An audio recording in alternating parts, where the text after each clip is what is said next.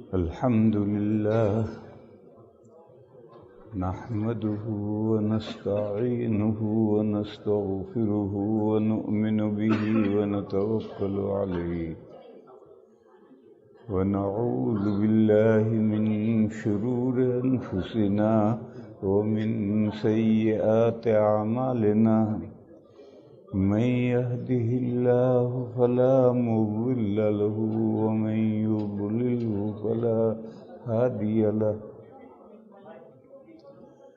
وأشهد أن لا إله إلا الله وحده لا شريك له وأشهد أن سيدنا ومولانا وحبيبنا وشفيعنا محمدا عبده ورسوله أرسله إلى الناس كافة بشيرا ونذيرا وداعيا إلى الله بإذنه وسراجا منيرا صلى الله تعالى عليه وعلى آله وصحبه وبارك وسلم تسليما كثيرا كثيرا.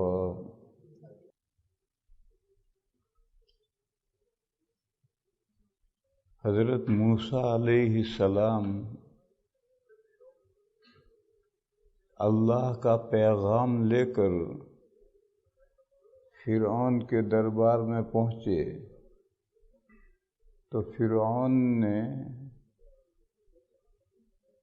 سوال کیا ہے، کیونکہ فرعون اپنے آپ کو سب لوگوں کا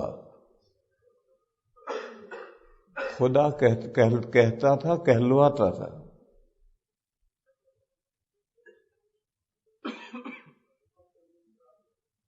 اور موسیٰ علیہ السلام نے رب پر، پروردگار پر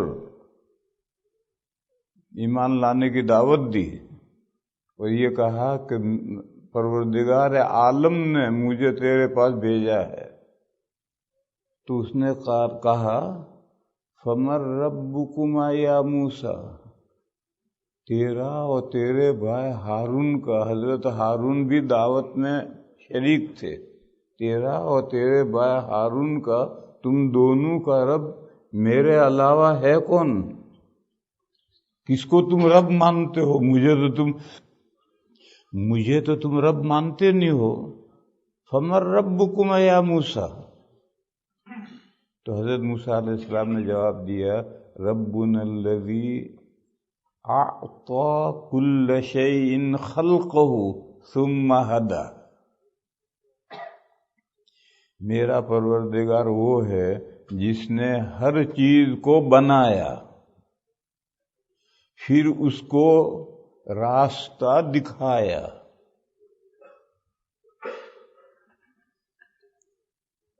کائنات میں جو بھی چیز ہے وہ اللہ نے بنائی ہے، اور ہر چیز کو بنانے کے بعد کیسا ہونا چاہیے اس کا راستہ اسے سجا دیا ہے.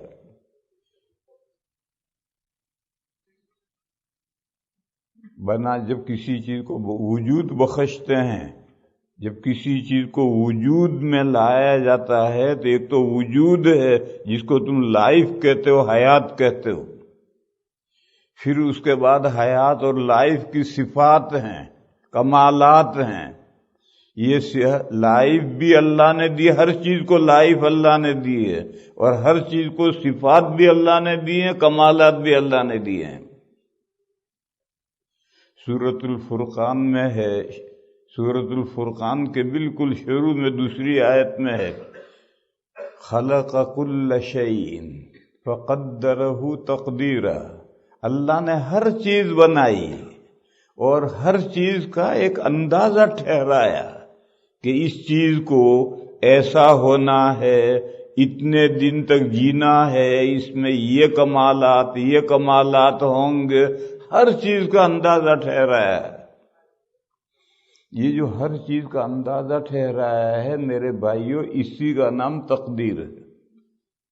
لفظ تقدیر کے معنی ہے اندازہ، پلاننگ۔ جب کوئی شخص کوئی بڑا مکان، حویلی بنانا چاہے، کاسل،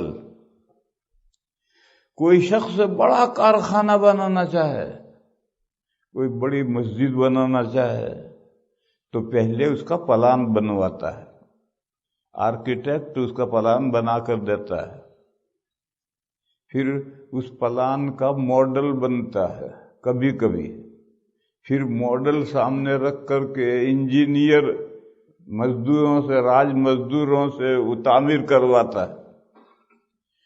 تو ہم دنیا میں کوئی بڑا محل بنانا چاہیں، بڑا کارخانہ بنانا چاہیں، بڑی بلڈنگ بنانا چاہیں، تو ہم اس کا اندازہ کرتے ہیں، پلاننگ کرتے ہیں کہ یہاں سٹنگ روم ہوگا، یہاں کچن ہوگا، یہاں بیڈ روم ہوگا، یہاں کوائٹ روم ہوگا۔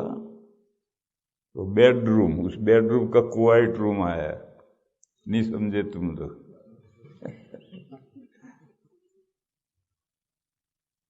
اور راج معمار اسی طرح بناتا ہے۔ تو کیا خیال ہے آپ کا؟ اتنی بڑی کائنات، کیا اس کائنات کے بنانے والے نے اس کائنات کے بنانے کے لیے کوئی پلاننگ نہیں کی ہوگی؟ بغیر پلاننگ کے اتنی بڑی کائنات بنائی، ایسا سمجھنا حماقت ہے، بے وقوفی کے علاوہ کچھ نہیں۔ قرآن و حدیث نے یہ ہمیں تعلیم دی ہے کہ اللہ نے پوری کائنات ایک پلاننگ کے ماتحت بنائی ہے۔ کیا کیا مخلوق بنانی ہے، ان مخلوقات کو کیا صفات دینی ہے، کیا اس کے کمالات دینے ہیں، کہ ان کے وہ مخلوق کس نوعیت کی ہوگی، کتنا عرصہ جیے گی، کب مرے گی، سب پلاننگ ہے۔ کوئی مخلوق لمبی ہے، کوئی مخلوق پھیلی ہوئی ہے، مینڈک، کچھوا، کوئی مخلوق اونچی جاتی ہے، وہ بھی بے شمار مرتبے ہیں۔ پھر کون سی مخلوق کتنے دن جیے گی، ہر مخلوق کی لائف متعین ہے کہ یہ مخلوق اتنے دن جی کر مر جائے گی۔ سب سے لمبی لائف فرشتوں کی ہے، وہ جب سے پیدا ہوئے ہیں تب سے قیامت کو ہی مریں گے۔ جب پہلی مرتبہ سور پھونکا جائے گا اور تمام دنیا ختم ہوگی تب فرشتے مریں گے، اس سے پہلے نہیں۔ فرشتوں سے بھی لمبی لائف آسمان و زمین کی ہے۔ فرشتے تو وقتاً فوقتاً پیدا ہوتے رہتے ہیں، آسمان و زمین تو کب پیدا ہوئے ہیں اللہ جانے، کب پیدا ہوئے ہیں اور کب تک رہیں گے اللہ جانے کب تک رہیں گے۔ تو ویری لانگ لائف آسمان و زمین کی ہے۔ اور عربی کا قاعدہ ہے، جب کسی چیز کے لیے مدت دراز بیان کرنی ہو تو لمبی سے لمبی عمر رکھنے والی چیز کے ساتھ تشبیہ دیتے ہیں، استعارہ۔ جنت لمبی عرصے تک رہے گی۔ دیکھو جنت بھی ابتدائی سرے سے حادث ہے، پہلے نہیں تھی پھر پیدا کی۔ جہنم بھی پہلے نہیں تھی پھر پیدا کی، تو اس سرے سے تو حادث نہیں پیدا ہوئی، نو پید۔ مگر اب جنت چلے گی بے حساب اور جہنم چلے گی ہمیشہ۔ قرآن کریم میں اس کو سمجھایا کہ جنتی جنت میں رہیں گے، جہنمی جہنم میں رہیں گے، ما دامت السماوات والارض، جتنی آسمان و زمین کی مدت لمبی ہے اتنی مدت تک جنتی جنت میں رہیں گے، جہنمی جہنم میں رہیں گے۔ بعض لوگوں کو دھوکہ ہوا کہ آسمان و زمین بھی شروع میں نہیں تھے، پھر آسمان و زمین پیدا کی اللہ نے، پھر کسی دن ختم ہو جائیں گے، تو جنت و جہنم بھی ختم ہو جائیں گے، یہ بات لوگوں کو دھوکہ ہو گیا۔ حالانکہ یہاں صرف بہت لمبا عرصہ تک اس بات کو، مضمون کو سمجھانے کے لیے آسمان و زمین کا استعارہ مثال ہے۔ میں تو یہ سمجھا رہا ہوں کہ سب سے لمبی لائف آسمان و زمین کی ہے، اس سے کم پہاڑوں کی ہے، اس سے کم فرشتوں کی ہے، اس سے کم جنات کی ہے۔ جنات کی 2,000 سال کی لائف ہے۔ جنات تو ہماری طرح ہیں، جیسے ہم نر مذکر مؤنث نر مادہ ہمارے اندر ہوتے ہیں، جنات میں بھی ہوتے ہیں۔ جیسے ہمارے اولاد ہوتی ہے اور نسل بڑھتی ہے، جنات کی بھی اولاد ہوتی ہے اور نسل بڑھتی ہے۔ جیسے ہم پیدا ہوتے ہیں مرتے ہیں، وہ بھی پیدا ہوتے ہیں مرتے ہیں، مگر ان کی لائف بہت لمبی ہے، 2,000 سال کی ہے۔ انسان کی لائف بھی بہت لمبی تھی۔ یہ تو حدیث میں ہے کہ حضرت آدم علیہ السلام کی زندگی 1,000 سال سے زیادہ تھی۔ پھر آدم علیہ السلام کے پیچھے جو اولاد آئی، قرآن و حدیث میں ان کا تذکرہ نہیں ہے، مگر بائبل میں سب کا تذکرہ ہے۔ آدم علیہ السلام کے لڑکے، پوتے، پر پوتے، نوح علیہ السلام تک سب کے داداؤں کے نام ہیں، اور ہر دادا کی کتنی عمر ہے وہ سب کی عمریں بھی بائبل میں لکھی ہیں۔ کسی دادا کی عمر 1,500 سال سے کم نہیں ہے، ہر دادا کی عمر 1,500 سال ہے۔ خود نوح علیہ السلام کے بارے میں قرآن میں ہے کہ انہوں نے اپنے قوم کو 950 سال تو تبلیغ کی ہے، پھر قوم کے غرق ہونے کے بعد 150 سال تک حضرت پھر حیات رہے ہیں، اور 40 سال میں نبوت ملتی ہے۔ تو خود انسان کی بھی لمبی زندگیاں تھی، مگر پھر نوح علیہ السلام کے بعد تیزی کے ساتھ قد گھٹنا شروع ہوا۔ جیسے قد بھی لمبا تھا 60 ہاتھ کا، تو قد بھی گھٹنا شروع ہوا اور لائف بھی گھٹنی شروع ہوئی نوح علیہ السلام کے بعد۔ جیسے بچہ پیدا ہوتا ہے تو 20 سال تک بڑھتا ہی چلا جاتا ہے۔ پچھلی مرتبہ جو میں آیا تھا اور بعض بچوں کو میں نے اتنا دیکھا تھا، آج وہ بچے بڑے بڑے ہو گئے، اور 20-22 سال پر جا کر بڑھوتری رک جائے گی، بس اب نہیں بڑھے گا، اب تو بڈھا ہو کر کے جھکے گا، بڑھے گا نہیں۔ اسی طرح سے انسان جب پیدا ہوا تو جیسے پیدا ہو کر کے 20-22 سال تک تیزی کے ساتھ بڑھتا ہے، ایسا ہی انسان کو 60 ہاتھ کا پیدا کیا، اور نوح علیہ السلام تک قد اور عمر دونوں تیزی کے ساتھ گھٹی۔ پھر قد موجودہ قد پر آ کر ٹھہر گیا، اور موجودہ قد بھی سب جگہ کا یکساں قد نہیں ہے۔ چائنا میں چلے جاؤ، بنگلہ دیش میں چلے جاؤ، افغانستان میں چلے جاؤ، انڈیا میں چلے جاؤ، ہر جگہ کا قد مختلف ہے۔ اسی طرح سے اللہ تعالیٰ نے ہر ایک مخلوق کی لائف بھی، مدت عمر بھی الگ الگ رکھی ہے۔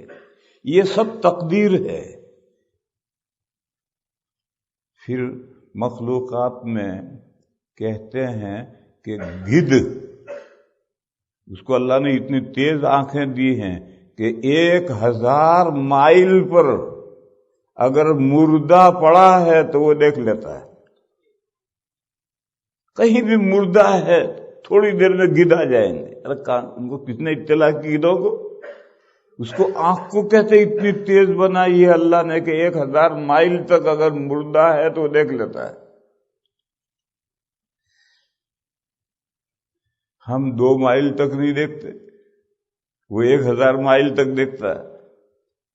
اور کہتے ہیں چونٹی کی سونگھنے کی قوت اتنی تیز بنائی ہے اللہ نے کہ میلوں فاصلے سے سونگھ لیتی ہے۔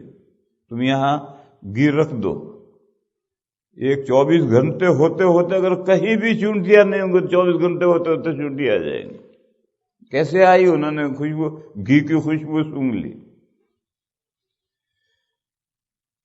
اور کمالات بیا،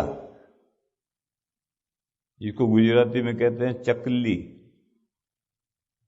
چھوٹا سا پرندہ چکلی، اردو میں اس کو کہتے ہیں بیا. وہ جنگل میں درخت پر اپنا گھونسلہ بناتا ہے. اس گھونسلے کو جا کر مطالعہ کرو. اس گھونسلے کو ٹہنی سے ہلکا سا ذرا سا باندھتا ہے، مگر کتنے بھی ہواؤں کے جھکڑ آؤ وہ گھونسلہ ٹوٹ نہیں سکتا. پتہ نہیں کس طرح سے باندھتا ہے. پھر وہ گول لٹکاتا ہے. اس کے اندر کچن الگ ہے، اسٹور روم الگ ہے، بیڈ روم الگ ہے، بچوں کا روم الگ ہے، سب اندر روم بنا رکھے ہیں.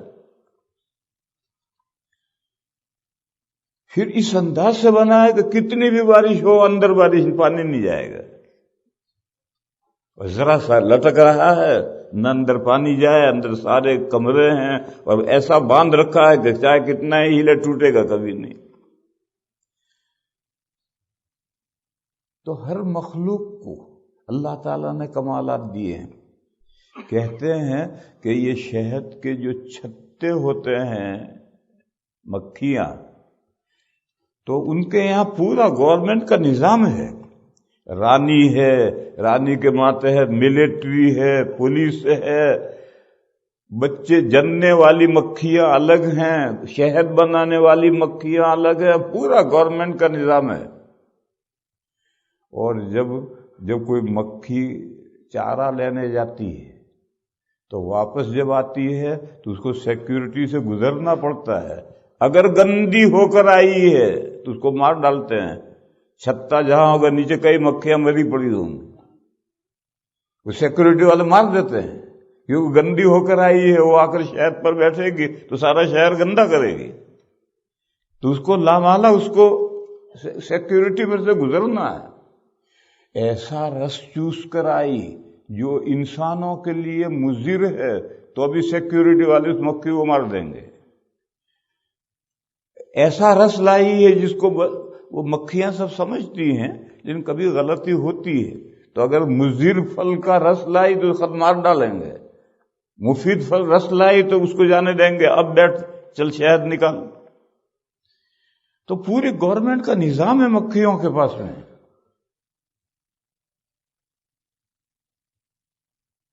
کہتے ہیں کہ زمین میں کہاں پانی ہے، کہاں تانبا ہے، کہاں پیٹرول ہے، کہاں، یہ تو اب جا کر کے مشینیں ہوئی ہیں. ہدہد کو اللہ نے شروع سے یہ کمال دیا ہے کہ جہاں پانی کی ضرورت ہے تو ہدہد بتا دیتا تھا کہ اس جگہ پانی ہے اور اتنا گہرائی میں ہے. تو سلیمان علیہ السلام جنات کو حکم دیتے تھے، وہ کنواں کھود کر کے وہاں سے پانی نکال لیتے تھے. اب سلیمان علیہ السلام کو علم نہیں ہے، اس کو جنات کو علم نہیں ہے، ہدہد کو علم ہے. وہ بتلا دیتا ہے کہ پانی یہاں اتنا نیچے ہے.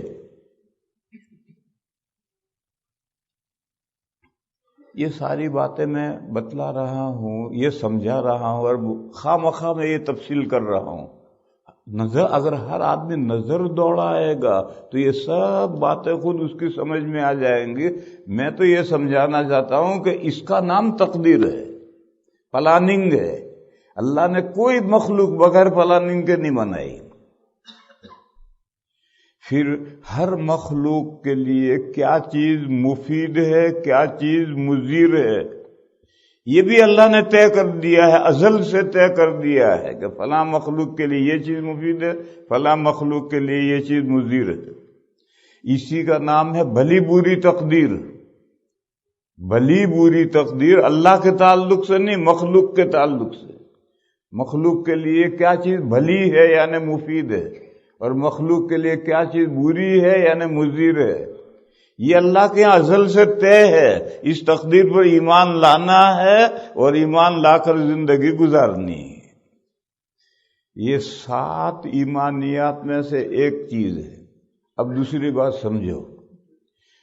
کبھی کبھی ایسا ہوتا ہے کہ قریبی تعلق رکھنے والے 2 یا 3 مسئلے آپس میں گڈ مڈ ہو جاتے ہیں تو ان کا سمجھنا مشکل ہو جاتا ہے۔ 3 مسئلے ہیں جو ایک دوسرے سے بہت قریبی تعلق رکھتے ہیں، وہ اتنے قریبی ہیں کہ گڈ مڈ ہو جاتے ہیں۔ ایک تو بھلی بری تقدیر، بھلی بری تقدیر اتنی ہی ہے جتنی میں نے سمجھائی، اس سے آگے کچھ نہیں ہے، بھلی بری تقدیر۔ دوسرا مسئلہ ہے شمول علم کا۔ شمول، شامل لفظ تو آپ سمجھتے ہیں، کمپریہنسو، گھیرے ہوئے، احاطے میں لیے ہوئے، شامل، اسی کے معنی میں شمول ہے۔ شامل اسم فاعل ہے، شمول مصدر ہے۔ شمول علم، اللہ کا علم کائنات کے ذرے ذرے کو شامل ہے، کوئی چیز اللہ کے علم سے باہر نہیں ہے۔ یہ ایک مستقل مسئلہ ہے شمول علم کا مسئلہ، کہ اللہ کا علم ہمارے علم جیسا نہیں۔ ہم بعض باتیں جانتے ہیں، بعض باتیں نہیں جانتے۔ اللہ تعالی اللہ کے علم میں ہر چیز ہے، اور جو کائنات اللہ نے بنائی، اس کائنات میں جو چھپی چیزیں ہیں غیب، اور جو ظاہر ہیں شہادت، یہ غیب و شہادت ہمارے تعلق سے ہے۔ یہ اللہ کے لیے کوئی فرق نہیں، اللہ ہر چیز جانتے ہیں۔ عالم الغیب والشہادہ، تمہارے لیے جو غیب ہے اس کو بھی اللہ جانتے ہیں، تمہارے لیے جو شہادہ ہے، نظر آنے والی ہے، اس کو بھی اللہ جانتے ہیں۔ یہ شمول علم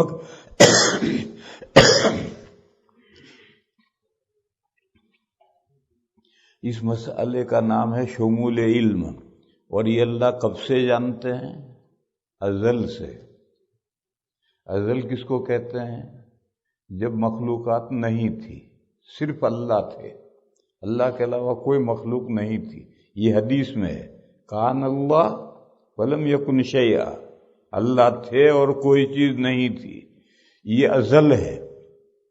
اس ازل میں اللہ تعالی اس مخلوقات کو جو اللہ لا یزال میں پیدا کریں گے، لا یزال میں یعنی فیوچر میں جو اللہ پیدا کریں گے، ان مخلوقات کے جملہ احوال کو اللہ تعالیٰ ازل سے جانتے ہیں۔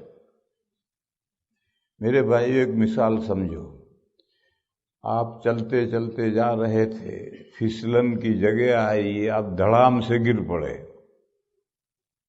چاروں طرف جو لوگ کھڑے تھے ان کے علم میں یہ واقعہ کب آیا؟ جب آپ گر پڑے تب آیا، اس سے پہلے وہ نہیں جانتے تھے۔ اب اگر آپ کہیں کہ اللہ تعالیٰ کے علم میں بھی یہ واقعہ ابھی آیا، تو پھر ہم میں اور اللہ میں کیا فرق رہا؟ اگر یہ تصور کریں کہ جب چاروں طرف جو لوگ کھڑے تھے انہوں نے جانا کہ زید پھسل کر گر پڑا، اسی وقت اللہ نے بھی جانا کل زید گر پڑا، تو بندوں کے علم میں اور اللہ کے علم میں کیا فرق ہوا؟ ایسے اللہ کو ہمارا 2 ہاتھ سے سلام۔ جس کا علم ہمارے علم جیسا ہے، وہ اللہ کیا کرنا ہے ہمیں؟ اس لیے ماننا پڑے گا کہ اللہ کو اس واقعے کا علم ازل سے تھا۔ جب زید پیدا ہی نہیں، انسان بھی پیدا نہیں ہوئی، کائنات بھی پیدا نہیں ہوئی، تب سے ازل سے اللہ تعالیٰ کو اس واقعے کا علم ہے۔ اس علم کا نام ہے کمپریہنسو نالج، اس علم کا نام ہے شمول علم۔ اللہ کا علم ہر چیز کو شامل ہے، کوئی چیز اللہ کے علم سے باہر نہیں۔ اللہ کو ایسا علیم و خبیر ماننا ضروری ہے، اور اگر ایسا علیم و خبیر نہیں مانو گے تو اللہ کا علم ناقص ہوگا۔ جیسے ہمارا علم ناقص ہے، بہت سے بندے مسئلہ پوچھتے ہیں، میں کہہ دیتا ہوں بھیا مجھے نہیں معلوم، اور وہ مطمئن ہو کے چلا جاتا ہے کہ مولانا کو نہیں معلوم۔ میں کہہ دیتا ہوں بھئی بڑے مفتی صاحب آئے ہیں، جا ان سے پوچھ، مجھے نہیں معلوم۔ بس اگر اللہ کا علم بھی ایسا ہے تو کون سے بڑے مفتی صاحب سے پوچھو گے؟ اگر اللہ کا علم بھی ایسا ہے تو اللہ کا علم بھی ناقص ہوگا. ہمارا علم تو ناقص ہے، تم نہیں جانتے. ہو سکتا ہے اگر اللہ کا علم بھی، اللہ بعض باتیں جانتے ہیں بعض نہیں جانتے، جب باتیں واقع ہوگی تب جانیں گے، تو پھر ہمارے علم میں اللہ کے علم میں کیا فرق ہوگا؟ یہ تو ناقص علم ہے. اللہ کی کوئی صفت ناقص نہیں ہے، اللہ کی ہر صفت کامل ہے. تو یہ ایک مستقل مسئلہ ہے. اب اس مسئلے کو تقدیر کے ساتھ ملاؤ. یہ جو اللہ نے کائنات کی پلاننگ کی ہے، اس پلاننگ کو بھی اللہ ازل سے جانتے ہیں. جو پلاننگ کی ہے اس پلاننگ کو بھی ازل سے جانتے ہیں. لیکن جو کچھ ہونے والا ہے اس کو ازل سے جانتے ہیں. ازل میں جیسا جانتے ہیں ایسا ہونا ضروری نہیں ہے. یہ بہت نازک مسئلہ ہے. جیسا ہونے والا ہے، ہونے سے پہلے ازل سے اللہ جانتے ہیں کہ ان کا علم کمپریہنسو ہے. لیکن اللہ کے جاننے سے جیسا وہ جانتے ہیں ایسا ہو جانا ضروری نہیں ہے. مثال لو، آگرے میں تاج محل ہے، بن گیا. اب جاؤ دیکھنے کے لیے، گھوم پھر کر کے چاروں طرف تاج محل دیکھ کر کیا ہو. ابھی جو تاج محل آپ دیکھ کر آئے تو آپ کے ذہن میں جو تاج محل کا نقشہ آیا، یہ تاج محل کا علم ہے. لیکن اللہ کو تاج محل کا علم ازل سے ہے. جب بنے گا اپنے وقت پر بنے گا، مگر اس کا علم اللہ کو ازل سے ہے. کیونکہ علم، نالج، معلوم جس چیز کا علم ہے اس میں سے منتزع ہوتا ہے، علم نکالا جاتا ہے. میں نے یوں دیکھا، وہ گھڑی، آنکھ نے گھڑی کا فوٹو لیا اور فوٹو لے کر کے دماغ کو سپلائی کیا تو دماغ سمجھ گیا کہ یہ گھڑی ہے. جنگل میں جا رہا ہوں، ایک چیز نظر آئی، میں دیکھ تو رہا ہوں، اس کا فوٹو آنکھ نے لے کر عقل کے پاس بھیجا. عقل اس کو نہیں سمجھتی کہ وہ کیا ہے. لوگ پوچھتے یہ کیا چیز ہے تو کہتے معلوم نہیں کیا ہے. اور گھڑی کو میں سمجھ گیا اور اس چیز کو نہیں سمجھا. تو آنکھیں علم نہیں حاصل کرتی. آنکھوں کے پیچھے، آنکھیں تو دوربین ہیں، اس کے پیچھے عقل ہے. عقل تک وہ جب فوٹو پہنچتا ہے تو یہ جو فوٹو پہنچتا ہے یہ معلوم ہے. سننے کی باتیں، کان کے کیمرے سے آواز کا فوٹو لے کر کان وہ فوٹو عقل کے پاس بھیجتے ہیں. سونگنے کی چیزوں کا فوٹو ناک لے کر کے عقل کے پاس بھیجتا ہے. چکھنے کی چیزوں کا فوٹو زبان لے کر عقل کے پاس بھیجتی ہے. ٹٹولنے کی چیزوں کا فوٹو ہاتھ پیر پورا جسم ٹٹولتا ہے.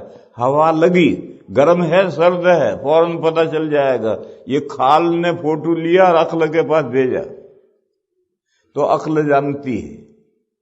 بس ہمیں جو علم حاصل ہوتا ہے وہ چیزوں کے فوٹو ہماری عقل میں پہنچتے ہیں تب عقل سمجھتی. اللہ اس کے محتاج نہیں. اگر اللہ بھی علم حاصل کرنے کے لیے معلوم کے مدرک کے پاس حاضر ہونے کے محتاج ہو جائیں تو ہم میں اور اللہ میں کیا فرق رہا ہے؟ ایسے اللہ کو ہمارا دعا سے سلام. ہمیں بھی اسی طرح سے علم حاصل ہوتا ہے کہ ہماری مدرک یعنی عقل کے پاس میں جس چیز کو آنکھ نے دیکھا ہے اس کی تصویر صورت مدرک کے پاس پہنچی، عقل نے جانا، اس سے پہلے نہیں جانا. اگر اللہ بھی اسی طرح جانتے ہیں تو ہم میں اور اللہ میں کیا فرق ہے؟ بس ماننا ہے کہ ہمیں تو تاج محل کا علم اس وقت ہوگا جب ہم جا کر دیکھ آئیں. تاج محل کا وجود نہیں ہوا اس سے پہلے کوئی تاج محل کا علم نہیں جانتا ہے. اور اللہ کو تاج محل کا علم ازل سے ہے. اور مثال لو، آج آدمی ایسا خواب دیکھتا ہے، ایئرپورٹ پر گیا، بورڈنگ پاس لے کر پلین میں بیٹھا، اڑ کر کے کہیں گیا. 500 سال پہلے کسی نے یہ خواب نہیں دیکھا. کہ وہ پلین جا رہا یا خود پلین میں سفر کر رہا ہے، یہ خواب 500 سال پہلے کسی نے خواب نہیں دیکھا۔ کیوں؟ 500 سال پہلے پلین ہی نہیں تھا، اس کی صورت ہی عقل میں نہیں تھی، تو خواب کیسے دیکھے گا؟ خواب تو جو تصورات عقل میں ہوتے ہیں وہی تصورات دیکھتا ہے۔ اتنی مثالیں سمجھنے کے لیے کافی ہیں کہ اللہ کا علم کمپریہنسو ہے، شمول علم، اور اللہ کا علم وجود معلوم کا محتاج نہیں ہے، معلومات کے پائے جانے سے پہلے بھی ان کا علم ازل سے ہے، اور علم ہے یعنی معلومات کو جیسا ہونا ہے ایسا اللہ جانتے ہیں، اللہ جیسا جانتے ہیں ایسا معلوم کے لیے ایسا ہو جانا ضروری نہیں ہے۔ میں آنکھ بند کر کے دماغ میں ایک محل کاسل بناؤں، دماغ میں کاسل بنائے، آنکھ کھلی تو ایسا کاسل ہو جانا ضروری نہیں ہے، اور یہ کاسل کھڑا ہے، میں اس کو دیکھ کر دماغ میں دیکھوں کہ جو نقشہ آئے گا وہ جو باہر ہے اس کا نقشہ میرے دماغ میں آیا، لیکن میں دماغ میں سوچ کر جو کاسل بناؤں ویسا ہی کاسل خارج میں ہو جانا ضروری نہیں ہے۔ بس یہ قاعدہ یاد رکھو، علم معلوم کے تابع ہوتا ہے۔ معلوم تاج محل ہے، اس تاج محل سے علم نکالا جاتا ہے، کشید کیا جاتا ہے، علم کے تابع معلوم نہیں ہے کہ جیسا ہم تصور کریں ویسا کاسل تیار ہو جائے، ایسا ضروری نہیں۔ ایک تیسرا مسئلہ ہے میرے بھائیوں، وہ مسئلہ ہے عموم قدرت کا مسئلہ۔ اللہ قادر ہیں اور اللہ کی قدرت ہر چیز کو شامل ہے، عام ہے۔ شمول اور عموم دونوں کا ایک ہی مطلب ہے۔ اللہ کی قدرت بھی کمپریہنسو ہے، کوئی چیز اللہ کی قدرت سے باہر نہیں ہے۔ یہ تیسرا مسئلہ بالکل الگ ہے۔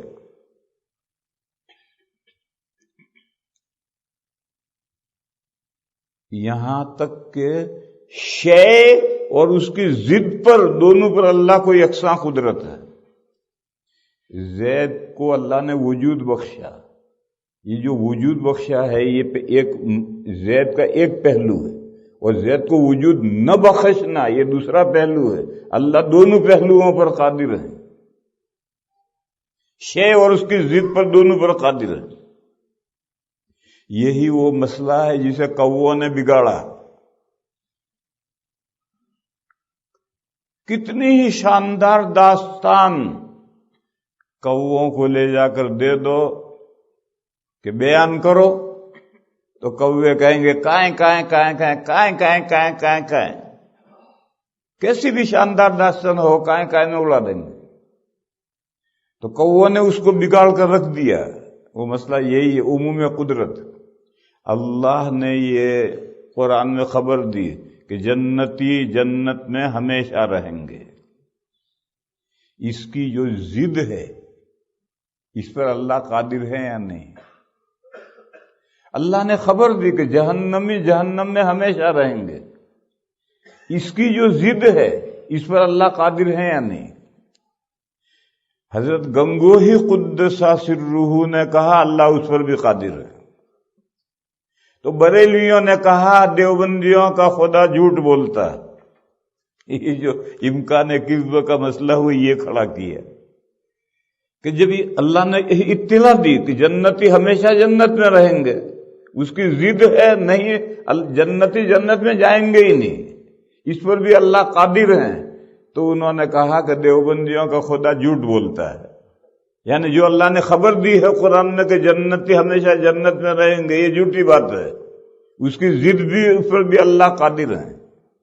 اسی کو امکان کذب کا مسئلہ بریلویوں نے کیا، اور حضرت گنگوہی قدس سرہ کے خلاف وہ طوفان اٹھایا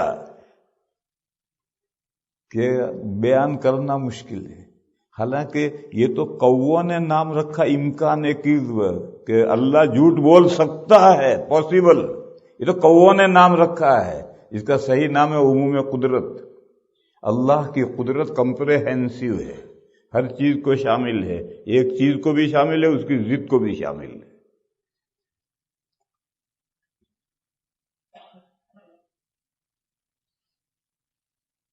یہ جو فرمایا کہ جنتی جنت میں رہیں گے، جہنمی جہنم میں رہیں گے، ما دامت السماوات والارض الا ما شاء ربک، جب تک آسمان و زمین ہے جنتی جنت میں، جہنمی جہنم میں رہیں گے، مگر جو تیرا پروردگار چاہے۔ یہ جو ٹکڑا ہے الا ما شاء ربک کا، یہ عموم قدرت کو بیان کرنے کے لیے ہے کہ جنتی ہمیشہ رہیں گے جنت میں، جہنمی جہنم میں رہیں گے، مگر اس کا مطلب یہ نہیں ہے کہ اس کی جو دوسرا پہلو ہے ضد، وہ اللہ کی قدرت میں نہیں ہے۔ نہیں، اللہ تیرا پروردگار جو چاہے وہ کر سکتا ہے، وہ پہلو بھی اس کی قدرت میں ہے۔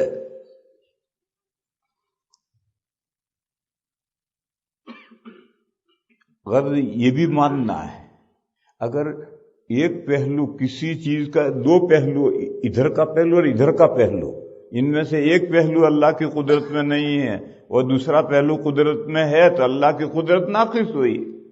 اللہ کی کوئی صفت ناقص نہیں ہے، ہر صفت کامل ہے۔ اب یہ تین مسئلے الگ الگ ہیں، تقدیر، پلاننگ، شمول علم اور عموم قدرت۔ اب مسئلہ سمجھو میرے بھائیو، اللہ جل شانہ عما نوالہ نے جو پلاننگ کی ہے، اس پلاننگ میں ہر مخلوق کو علم و قدرت دی ہے، ہر مخلوق کو علم بھی دیا ہے، قدرت بھی دی ہے، مگر پیمانے سے بھر بھر کر دیا ہے، سب کو یکساں علم اور قدرت نہیں دی۔ اللہ نے ہر مخلوق کو نالج بھی دی ہے اور قدرت بھی دی ہے۔ قدرت کے لیے پتہ نہیں کیا لفظ انگریزی میں آپ لوگ بولتے ہیں، قدرت بھی دی ہے، کرنے کی قدرت یعنی کرنے کی طاقت۔ ہر مخلوق کو علم بھی دیا ہے، قدرت بھی دی ہے، لیکن پیمانے سے بھر بھر کر کے دی ہے، اندازے کے ساتھ دی ہے، بے اندازہ نہیں دیا علم، بے اندازہ قدرت نہیں دی۔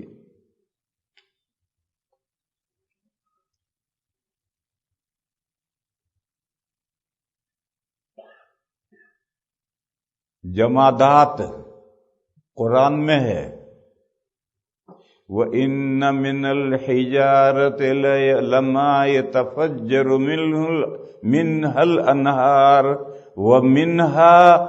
وَمِنْهَا يَشَّقَّقُ فَيَخْرُجُ مِنْهُ الْمَاءُ وَإِنَّ مِنْهَا لَمَا يَهْبِطُ مِنْ خَشْيَةِ اللَّهِ۔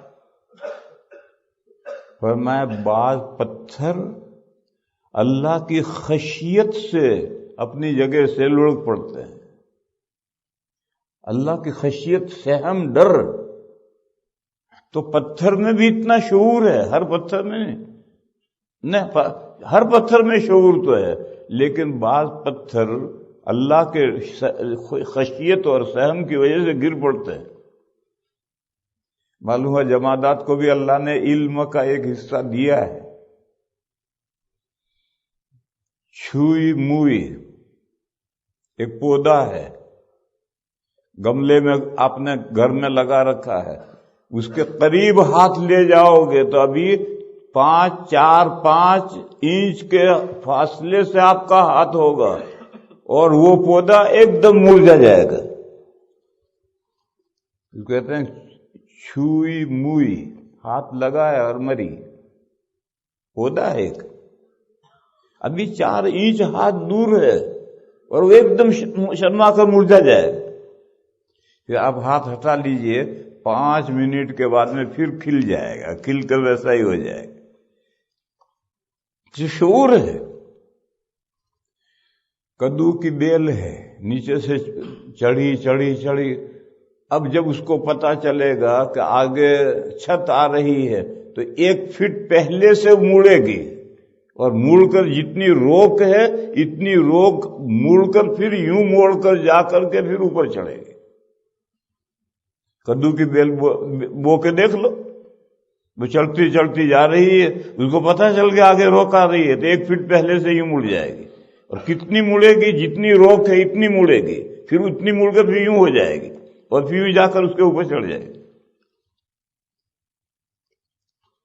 یہ مثالیں ہیں اللہ نے ہر مخلوق کو. یہ تو میں نے جمادات اور نباتات کی مثالیں بتلائی. حیوانات، ہر حیوان کو اللہ نے نالج دیا ہے، علم دیا ہے اور قدرت دی ہے. کسی مخلوق کو بے بہرا بے حصہ نہیں رکھا، ہر مخلوق کو اس کے حصے کے لیے. یہ تو قرآن میں ہے. وَإِن مِّن شَيْءٍ فِي السَّمَاوَاتِ وَالْأَرْضِ إِلَّا سورہ بنی اسرائیل میں إِلَّا يُسَبِّحُ بِحَمْدِهِ وَلَكِن لَّا تَفْقَهُونَ تَسْبِيحَهُمْ. آسمانوں میں جتنی چیزیں ہیں، زمین میں جتنی چیزیں ہیں، سب اللہ کی پاکی بیان کرتی ہیں، مگر تم ان کے پاکی بیان کرنے کو سمجھتے نہیں ہیں. تو اللہ کی پاکی بیان کرنے کا مطلب وہ اللہ کو پہچانتی ہے. اور اللہ کی معرفت، نالج کے بغیر کیسے حاصل ہوگی؟ اتنے دلائل یہ بات سمجھنے کے لیے کافی ہیں کہ ہر مخلوق کو اللہ نے علم دیا ہے، ارادہ دیا ہے، ایک درجے تک کی قدرت دی ہے. لیکن میں نے کہا بے اندازہ سب مخلوقات کو برابر نہیں دیا، پیمانے سے برابر. یہ کسی مخلوق کو ایک پیمانہ علم دیا، دوسرے کو 2 پیمانے، تیسری مخلوق کو 3 پیمانے، چوتھی کو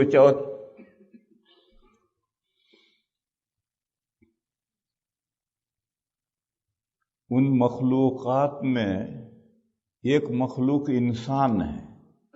جنات کو تو ہم زیر بحث نہیں لاتے ہیں. کیوں؟ فرشتوں کو، جنات کو ہم سمجھتے ہی نہیں، دیکھتے ہی نہیں، لہذا ان کو زیر بحث لانے سے فائدہ کیا ہوگا؟ انسانوں کو اور حیوانات کو لے لو. اللہ نے انسان کو بھی علم دیا ہے، اتنا زیادہ علم دیا ہے کہ جس کو ہم بیان ہی نہیں کرتے. وہ آسمان اور زمین کے قلابے ملا دیتا ہے. فرشتوں کے پاس اتنا علم نہیں ہے. کائنات کا جتنا علم اللہ نے انسان کو دیا ہے، فرشتوں کے پاس اتنا علم نہیں ہے. جب آدم علیہ السلام کو پیدا کیا تھا تو اللہ نے امتحان کیا، چیزیں فرشتوں کے سامنے رکھی اور کہا انبئونی باسماء ہؤلاء، بتاؤ ان چیزوں کے کیا نام ہیں، کیا خاصیتیں ہیں، کیا کام کریں گی. تو فرشتوں نے کہا لا علم لنا الا ما علمتنا، ہم نہیں جانتے، آپ نے ہمیں اس کا علم نہیں دیا، ہم نہیں جانتے. پھر اللہ تعالیٰ نے آدم علیہ السلام سے کہا بتلاؤ، تو آدم علیہ السلام نے فر سب کے نام، چیزیں، خاصیتیں بتا دی. یہ واقعہ قرآن کریم میں ہے. اس سے معلوم ہوا کہ کائنات کا علم اللہ نے فرشتوں سے زیادہ انسان کو دیا ہے. پر جب صورتحال یہ ہے میرے بھائیوں، تو اب آپ علم کے ساتھ ارادے کو بھی سمجھیں. ارادہ بھی اللہ نے ہر مخلوق کو دیا ہے. بعض پتھر اللہ کے ڈر سے گر پڑتے ہیں اپنی جگہ سے، یہ ارادہ ہی تو ہو. یہ لوکی کا پودا جو یوں ہو کر یوں جاتا ہے، یہ ارادہ ہی تو کر رہا ہے. لیکن حیوانات کا ارادہ اور انسان کا ارادہ، یہ بھی سب مخلوقات سے حیوانات کا ارادہ زیادہ ہے، حیوانات سے بھی انسان کا ارادہ زیادہ ہے. لیکن کامل ارادہ کسی کے پاس نہیں ہے، کامل اختیار کسی مخلوق کے پاس نہیں. اگر کوئی مخلوق کامل ارادے کے مالک ہو جائے اور کامل اختیار کے مالک ہو جائے تو اس مخلوق میں اور اللہ میں کیا فرق ہوگا؟ اللہ بھی کامل ارادہ رکھتے ہیں، اللہ بھی کامل اختیار رکھتے ہیں. یہ مخلوق بھی کامل ارادہ رکھتی ہے، کامل اختیار رکھتی ہے. دونوں میں فرق کیا ہو؟ لہذا کامل علم تو اللہ کا ہے، کامل ارادہ یہ بھی اللہ کا ہے، کامل اختیار یہ بھی اللہ کا ہے. لیکن مخلوقات کو جو اللہ تعالیٰ نے علم دیا ہے، ارادہ دیا ہے، اختیار دیا ہے، تو کافی مقدار میں دیا ہے، اور سب سے زیادہ علم و ارادہ اور اختیار انسان کو دیا ہے۔ دیکھو ایک مثال میں بیان کرتا ہوں، اس سے فرق کرو۔ کھوٹے سے ایک بھینس کھلی، بدک گئی، بھاگی، ایک بچہ اس کے پیروں میں آ کر کچل گیا، وہ بھاگتی جا رہی ہے، آگے گئے، ایک دوسرا بچہ اس کے پیروں میں آ کر کچل گیا، وہ بھاگتی جا رہی ہے، تیسرا بچہ اس کے پیروں میں آ کر کچل گیا، 3 بچے مر گئے اس کے پیروں میں۔ پھر گھیر گھار کے لوگوں نے بھینس کو پکڑا اور باندھا۔ اب تینوں بچوں کے ماں باپ لٹھ لے کر آئے، دے مار شروع کر دی بھینس کو مارنا۔ تو تھوڑی دیر تو لوگ خاموش رہیں گے، پھر لوگ خود کہیں گے بھئی کتنا مارو گے، جانور ہی تو ہے، اور کوئی کمپلین نہیں کرے گا، اور کورٹ میں اس کو بھینس کا مسئلہ نہیں لے گا کہ 3 بچے مار دیے، اس کو پھانسی دو، یہ کوئی مطالبہ نہیں کرتا۔ اور جب پہلا بچہ اس کے پیروں میں کچلا تو دوسرا بچہ جب آیا پیروں میں تو اس بھینس کو کوئی احساس نہیں۔ جس بے دردی سے پہلا بچہ کچلا ہے، اسی بے دردی سے دوسرا کچلا، اسی بے دردی سے تیسرا کچلا۔ اب انسان کی مثال لو، اگر انسان کی گاڑی میں بے خبری میں کوئی بچہ آ جائے تو یہ کانٹا زندگی میں اس کے دل سے نہیں نکلے گا کہ الہی ایک معصوم بچہ میری گاڑی کے پہیے میں آ گیا، حالانکہ بے خبری میں آیا تھا۔ اور پھر زندگی بھر اتنا احتیاط کرے گا کہ کوئی دوسرا بچہ آئے گا ہی نہیں، اور اس کے دل پر اتنا اثر بھاری بوجھ پڑے گا کہ الہی مجھ سے کیا ہو گیا، میرے بے خبری میں میرے گاڑی کے پہیے میں بچہ آ گیا۔ اب بھینس کے علم و ارادے میں اور انسان کے علم و ارادے میں کمپیریشن کرو، موازنہ کرو۔ انسان کو جو اللہ نے علم و ارادہ دیا ہے، اس کے جو اثرات دل پر پڑتے ہیں، وہ جانوروں کو بھی علم دیا، ارادہ دیا ہے، مگر وہ اثرات نہیں پڑتے۔ اس لیے اللہ نے پتھروں کو احکام نہیں دیے، اللہ نے درختوں کو احکامات نہیں دیے، احکام تو دیے ہیں مگر ایسے احکام جو ان کو دے دیے ہیں وہ ان کو کرنے ہی ہیں، ان کے نیچر میں ہے ان کو کرنا۔ وہ احکام دیے جائیں جس کو وہ اپنے ارادہ اور اختیار سے چاہیں تو کریں اور چاہے تو نہ کریں، ایسا علم و ارادہ اختیار نہیں دیا، اور ایسے احکام بھی نہیں دیے۔ جو جس مقصد کے لیے وہ مخلوقات پیدا کی گئی ہیں وہ مقصد ان کے نیچر میں بھر دیا، اور وہ مخلوقات اس عمل کو، سورج کو جس مقصد سے پیدا کیا سورج اپنا کام کر رہا ہے، چاند کو جس مقصد سے پیدا کیا چاند اپنا کام کر رہا ہے۔ اسی کا نام ہے مسخر کرنا۔ چاند اور سورج کو مسخر کیا ہے، کام میں لگا دیا ہے، پہیا ہے، گھما دیا، وہ گھوم رہا ہے، اس کے پاس کوئی ارادہ نہیں ہے کہ میں گھوموں یا رکوں، گھما دیا، جب تک اس کے بال بیرنگ میں طاقت ہے گھومتا رہے گا۔ انسان کو ایسا نہیں، انسان کو اس سے زیادہ علم بھی دیا ہے، ارادہ بھی دیا ہے، قدرت بھی دی ہے۔ حیوانات کو بھی علم و ارادہ قدرت دی ہے، مگر وہ اتنا زیادہ نہیں ہے۔ پھر انسان کا جب نمبر آیا تو اللہ نے انسان کو علم بھی، نالج بھی غیر معمولی دی ہے۔ آج تو انسان آسمان اور زمین کی مکنون پوشیدہ صلاحیتوں کی کھوج میں لگا ہوا ہے، اور روز ایک نیا علم نکالتا ہے، نالج۔ تو علم بھی بے حد دیا ہے، کسی مخلوق کو اتنا علم نہیں دیا، اور ارادہ بھی اتنا ہی دیا ہے کہ میں ارادہ کروں تو کروں، نہ کروں تو نہ کروں، اور اختیار بھی اتنا دیا ہے۔ لیکن انسان کا علم اللہ کے علم کے نیچے ہے، انسان کا ارادہ اللہ کے ارادے کے نیچے ہے، انسان کا اختیار اللہ کے اختیار کے نیچے ہے۔ انسان کی کوئی چیز آزاد نہیں ہے، خود انسان آزاد نہیں ہے تو اس کے صفات اور کمالات کہاں سے آزاد ہوں گے؟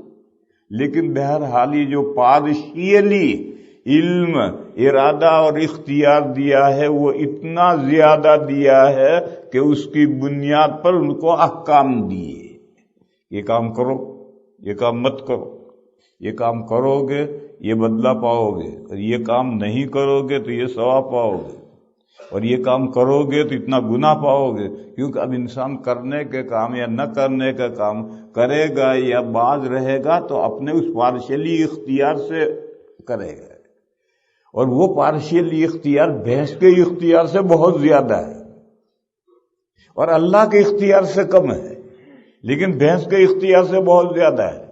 لہذا بھینس کو احکام نہیں دیے، انسان کو احکام دیے۔ قرآن کریم میں یہ مضمون اللہ نے بیان کیا ہے، اِنَّا عَرَضْنَا الْأَمَانَةَ عَلَى السَّمَاوَاتِ وَالْأَرْضِ وَالْجِبَالِ فَأَبَيْنَ أَن يَحْمِلْنَهَا وَأَشْفَقْنَ مِنْهَا وَحَمَلَهَا الْإِنسَانُ إِنَّهُ كَانَ ظَلُومًا جَهُولًا۔ فرمایا اللہ نے امانت کو، امانت رسپونسبلٹی،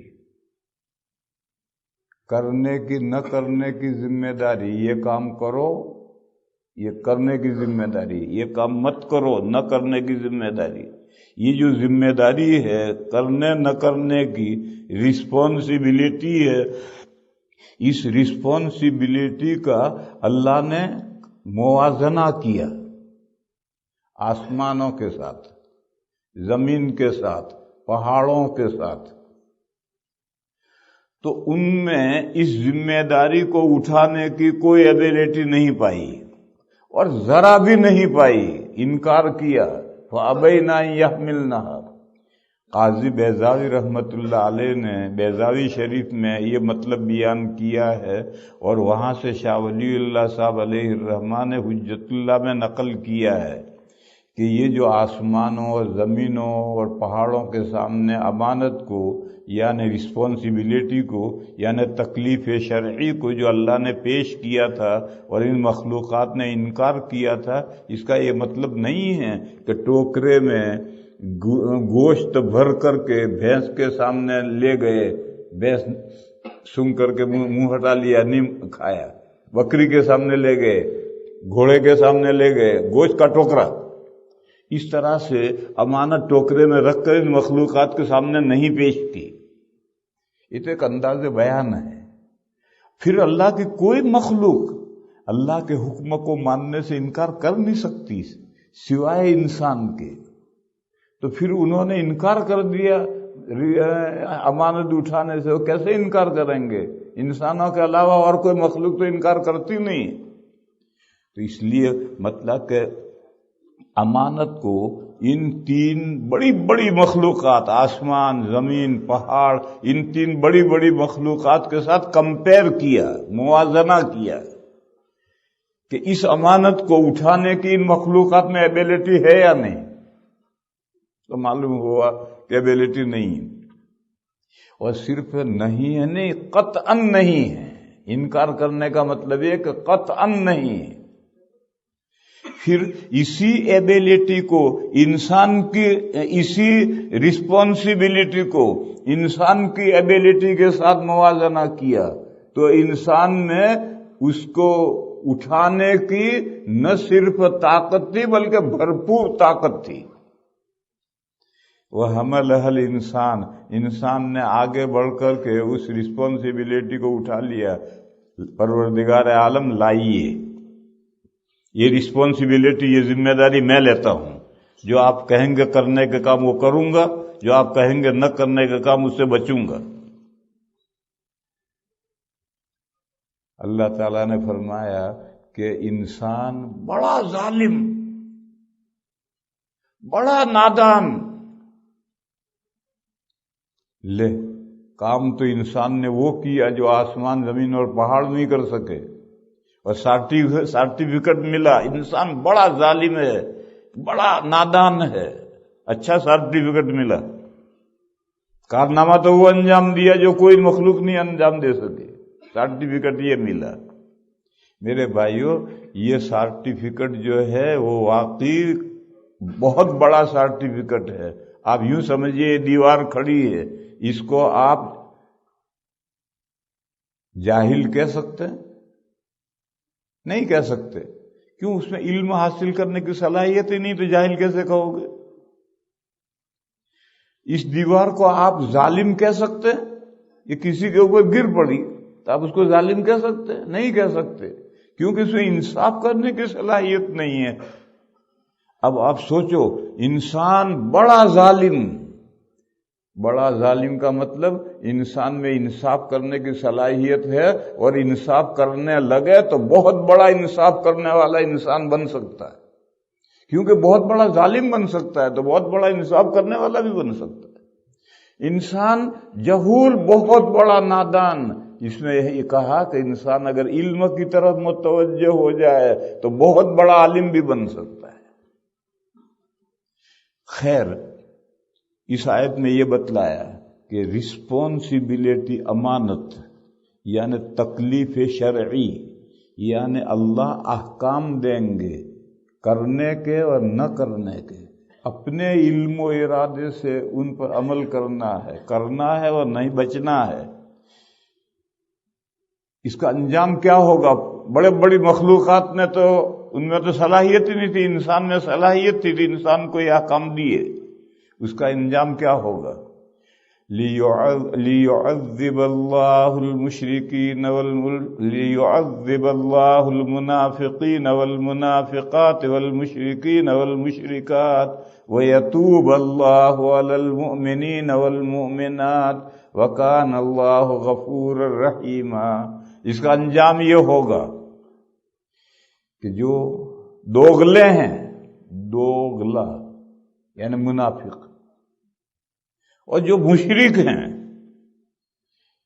ان کو اللہ تعالی دوسری زندگی میں مرنے کے بعد سزا دیں گے۔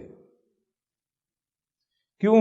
انہوں نے رسپانسبلٹی کو حق ادا نہیں کیا، جو کام کرنے کے تھے نہیں کیے، نہیں کرنے کے تھے وہ کیے، تو امانت جو اٹھائی تو تھی اس کا حق ادا نہیں کیا تو ان کو سزا ملے گی۔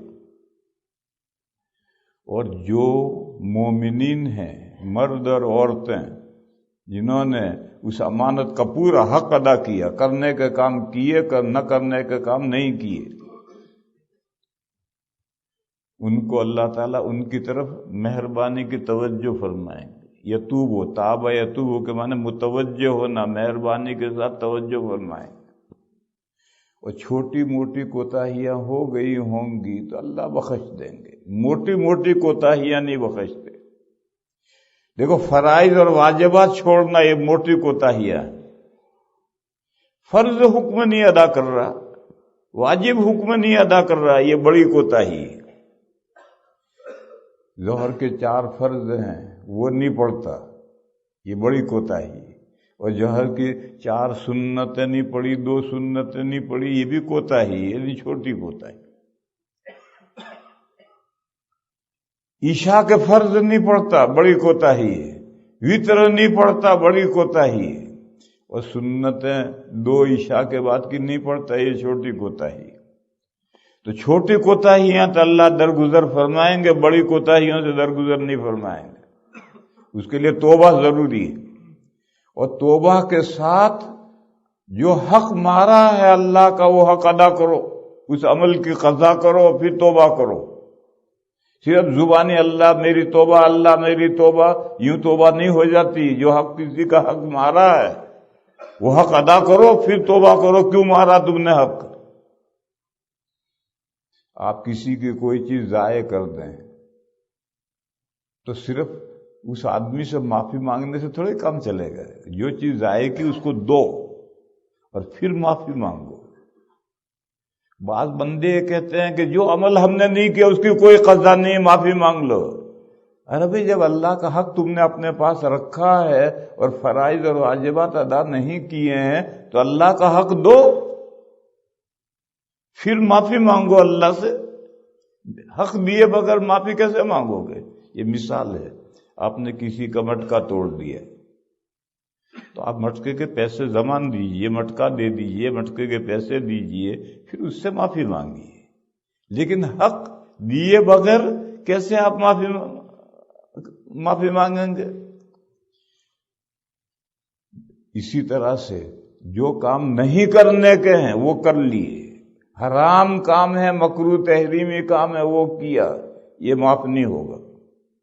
اور مکروہ نیچے ہے، مکروہ تنزیہ، یہ چھوٹے گناہ ہیں، وہ معاف ہو جائیں گے۔ تو فرمایا کہ بڑے گناہ چاہے کرنے کی طرف کے ہوں چاہے نہ کرنے کی طرف سے ہوں، یہ معصیت ہے، نافرمانی ہے، وہ معاف نہیں ہونے کے۔ چھوٹے گناہ معاف ہو، اللہ تعالیٰ معاف کر دیں گے۔ یہ جو آیت کریمہ سورہ احزاب کے آخر میں ہے، اس میں یہی بات مضمون ہے کہ پہاڑوں میں، آسمانوں میں، زمینوں میں امانت یعنی مکلف بننے کی ایبیلٹی نہیں ہے، اور انسان میں ہے، اور وافر مقدار میں ہے۔ اب وہ دوسرا سوال لو میرے بھائیو۔ پہلا سوال تھا کہ تقدیر کیا ہے، وہ میں نے سمجھا دی کہ تقدیر نام ہے پلاننگ کا، اور تقدیر تمام کائنات کے لیے پلاننگ ہے، کوئی مخلوق اللہ نے بغیر پلاننگ کے نہیں بتلائی۔ اور اچھی بری تقدیر کیا ہے، مفید مضر تقدیر کیا ہے، ہر مخلوق کے لیے اللہ کی پلاننگ میں یہ ہے کہ یہ کام مفید ہیں، یہ کام مضر ہے۔ اور میں نے بتلایا کہ تمام مخلوقات کے لیے مفید اور مضر جو پلاننگ ہے وہ ان کے نیچر میں بھر دی گئی ہے۔ اس کے لیے انبیاء مبعوث کیے جائیں اور وحیاں آ جائیں، اور وحیوں کے ذریعے بکریوں کو، بھینسوں کو بتلایا جائے کہ تمہیں یہ گھاس اور پتے کھانے ہیں، یہ نہیں کھانے، ایسا نہیں ہے، ان کے نیچر میں وہ علم بھر دیا۔ اور انسان میں اللہ نے جو روح رکھی ہے وہ دوسرے حیوانات سے برتر ہے، ہائی کلاس ہے۔ انسان میں جو روح ہے وہ دوسرے حیوانات سے ہائی کلاس ہے، برتر ہے۔ اس لیے انسان میں تین چیزیں الگ الگ ہیں: مادیات، ایمانیات اور اعمال۔ مادیات کا علم بھی انسان اپنے ایکسپیرینس، تجربے سے حاصل کرتا ہے، اور تجربے سے اس نے جانا کہ یہ چیز مفید ہے تو فوراً اس کا قیمت بڑھ جاتی ہے۔ لوگ بڑی قیمت دے دے کر کے، جیسے لوگوں کو بے وقوف بنانے کے لیے ایک فارمولہ نکلا کہ آرگن اناج کھاؤ، آرگینک کہتے ہیں، آرگینک اناج کھاؤ۔ لوگوں کو بے وقوف بنانے کے لیے ایک فارمولہ نکالا۔ یا ہنی میں ایک ملک سے شہد آتا ہے کہ یہ شہد اتنا ہے، ایک شہد $2 کا ملتا ہے، وہ $40 کا ملتا ہے۔ یہ لوگوں کو بے وقوف بنانے کے لیے ساری سب باتیں ہیں، پتہ نہیں کہاں سے لاتے ہیں، اس پہ مہر لگا دی کہ فلاں ملک کا شہر ہے۔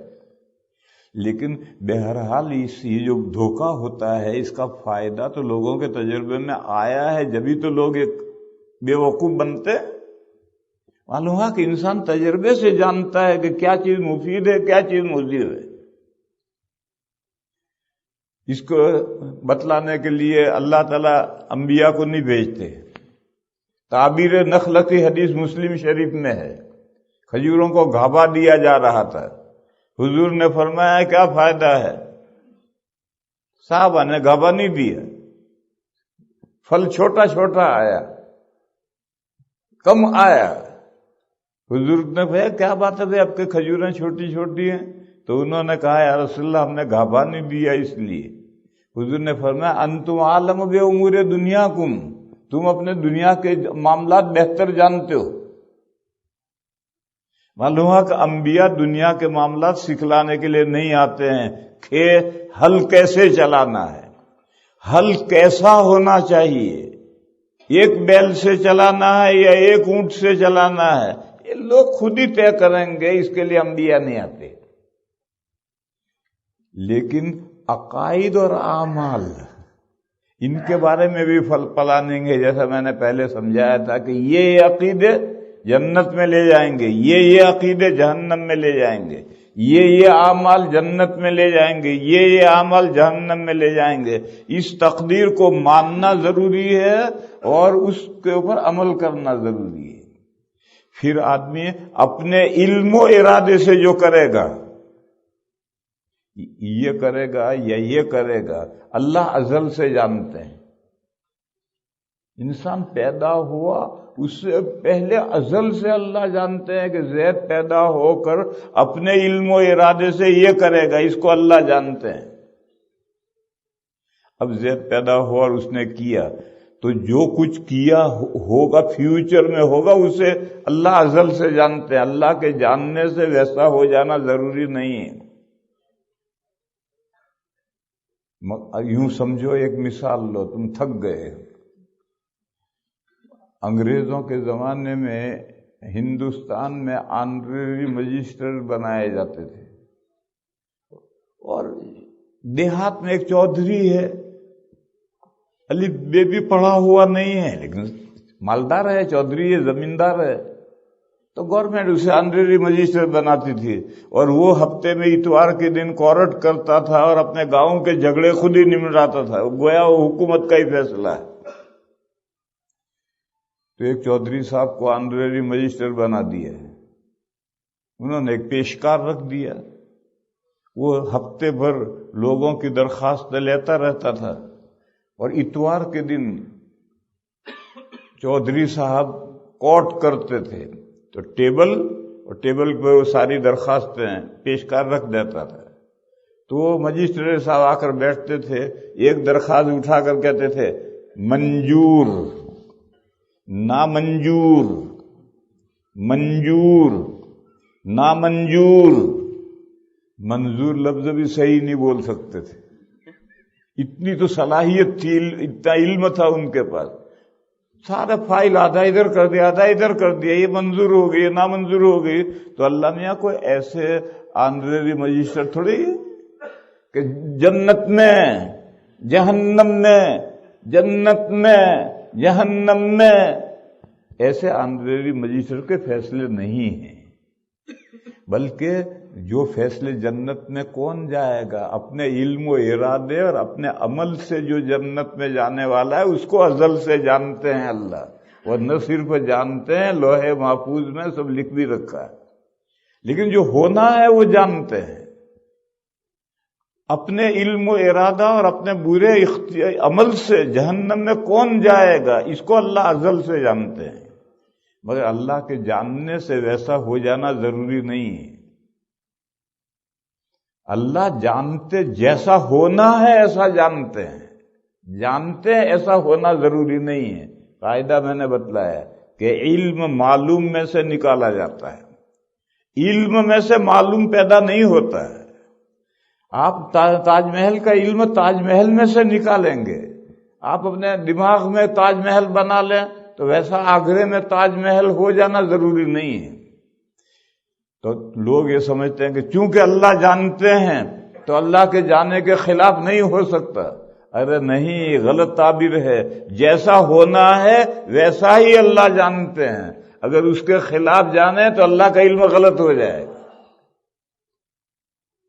اب وہ دوسرا سوال لو کہ دنیا میں دنگا فساد ہر جگہ ہو رہا ہے، جانور تو نہیں لڑتے ہیں پلاننگ سے، کبھی کبھی تو جانور بھی لڑتے ہیں۔ گاؤں میں ایک جھوٹا ہے، دوسرا جھوٹا آ گیا تو دونوں کی ٹھنتی ہے، دونوں جھوٹے لڑتے ہیں، لیکن یہ کوئی پلاننگ سے نہیں لڑے۔ اور یہ جو انسان جو لڑتے ہیں تو پوری پلاننگ سے لڑتے ہیں۔ تو ایسا کیوں ہے؟ جانور جیسا ایسے انسان آپس میں دنگا فساد ساری دنیا میں سب کیوں ہو رہا؟ جواب، اس لیے ہو رہا کہ انسان انسان ہے، بھینسیں نہیں ہیں۔ انسان انسان ہے، بھینسیں، بکریاں، چوہے، لومڑیاں نہیں ہیں۔ ان کا علم و ارادہ اور ان کا علم و ارادہ آگے ہے۔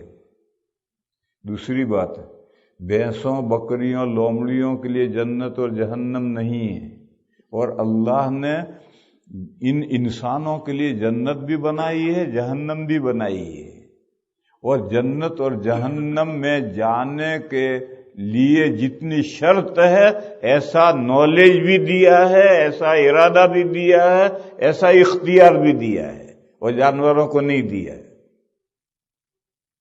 اللہ تعالیٰ نے انسان کو غیر معمولی اختیار دیا ہے، مگر پارشیلی دیا ہے، کمپلیٹلی نہیں دیا۔ علم بھی اللہ نے انسان کو غیر معمولی دیا ہے، لیکن پارشیلی دیا ہے، کمپلیٹ علم نہیں دیا ہے۔ ہر چیز انسان کو وافر مقدار میں دی ہے، کامل مقدار میں نہیں دی۔ اور حضرت شاہ ولی اللہ صاحب علیہ الرحمٰن حجت اللہ میں یہ بات بیان کی ہے کہ اگر کوئی صفت آخری درجے کی انسانوں کو دے دی جائے تو پھر انسان میں اور اللہ میں کیا فرق ہوگا؟ لہذا کوئی صفت انسان کے آخری درجے کی نہیں ہو سکتی، ہاں پارشیلی ہو سکتی ہے، اور زیادہ سے زیادہ جو انسان کو صفت دی جا سکتی ہے اتنی صفت اللہ نے دی ہے، اور جزا و سزا کے لیے کامل اختیار ضروری نہیں ہے، جزوی اختیار کافی ہے۔ تو اب لوگ یہ کہتے ہیں کہ انسانوں میں ایسا کیوں ہو رہا ہے، دوسری مخلوقات جانوروں میں ایسا کیوں نہیں ہو رہا؟ جواب یہ ہے کہ انسان ہے، ان کے لیے جو تقدیر الہی ہے، ان کو جو اللہ نے ایبیلٹی اور صلاحیت اور نالج دیا ہے وہ دوسری مخلوقات سے زیادہ ہے، اور دوسری مخلوقات کے لیے جنت و جہنم نہیں بنا ہے، ان کو مکلف نہیں کیا، اور انسان کو مکلف کیا ہے اور جنت و جہنم بنایا ہے۔ تو وہ اپنے اختیار سے یہ حرکتیں کرتے ہیں، تبھی تو کوئی جنت میں جائے گا اور جنت بھریں گے، اور کوئی جہنم میں جائے گا اور جہنم بھری جائے گی۔ اگر انسان جانوروں کی طرح ہوتے تو ان میں کوئی لڑائی نہ ہوتی۔ لڑائی تو جانوروں میں بھی ہوتی مگر پلاننگ سے نہیں ہوتی۔ کبھی کبھی ایک وقتی جذبے سے ایک مردار کتے کھا رہے ہیں، وہ کتے کھاتے کھاتے بھی لڑتے ہیں کبھی آپس میں، مردار کھاتے کھاتے بھی کتے لڑتے ہیں، لیکن وہ کوئی پلاننگ کے ماتحت نہیں لگتے۔ اور انسان تو ایک لمبی پلاننگ کے ماتحت لڑتا ہے، اور لڑائیاں شروع ہوتی ہیں تو 100 200 500 سال تک جاتی ہیں۔ بیت المقدس پر لڑائی بہت پیچھے سے چلی آ رہی ہے، پلاننگ کے تحت میں آئی۔ 700 سال مسلمانوں میں اور عیسائیوں میں صلیبی جنگیں ہوئی ہیں بیت المقدس کے لیے۔ عیسائی کامیاب نہیں ہوئے تو انہوں نے سوچا کہ بھئی ان مسلمانوں سے تو لوہا نہیں لے سکتے، تو انہوں نے جویش کو آگے کیا کہ قربانی کا بکرا انہیں بناؤ اور پیچھے رہ کر کے تیر چلاؤ۔ اب اس انداز پر چل رہی جنگ، محاذ پر جویش کو کھڑا کیا ہے، پیچھے سے عیسائی تیر چلا رہے ہیں، سامنے مسلمان ہیں۔ ایک پلاننگ ہے۔ تو انسان تو پلاننگ کے ماتحت لڑتا ہے، دوسرے حیوانات اس طرح نہیں لڑتے۔ اور انسان اپنے علم، اپنے ارادہ، اپنے اختیار سے جو کچھ کرنے والا ہے اس کو اللہ تعالیٰ ازل سے جانتے ہیں۔ یعنی اللہ صرف یہ نہیں جانتے کہ زید جنت میں اور بکر جہنم میں، نہیں، اتنا ہی نہیں، زید یہ کام کرنے کی وجہ سے جنت میں ہے، اور بکر یہ کام کرنے کی وجہ سے جہنم میں۔ جو جنت میں جائے گا وہ اپنے عمل سے جائے گا، اپنے ایمان و عمل سے جائے گا، اور جو جہنم میں جائے گا وہ بھی اپنے عمل سے جائے گا۔ اور یہ بات اللہ تعالیٰ ازل سے جانتے ہیں، مگر اللہ کے جاننے سے ویسا ہو جانا ضروری نہیں ہے۔ جیسا ہونا ہے ویسا اللہ جانتے ہیں، ورنہ اللہ کا علم غلط ہو جائے گا۔ لیکن اللہ جیسا جانتے ہیں ایسا ہونا ضروری نہیں، کیونکہ علم میں سے معلوم نہیں منتزع ہوتا، معلوم میں سے علم منتزع ہوتا ہے۔ یہ اس سوال کا جواب تھا۔ 2 سوال تھے، تقدیر اور انسان کیوں لڑتے ہیں، دنگا فساد انسانوں میں کیوں ہو رہا ہے۔ یہ 2 سوال الگ الگ نہیں تھے، ایک ہی تھے۔ اللہ کی پلاننگ میں یہ ہے کہ انسان ایسا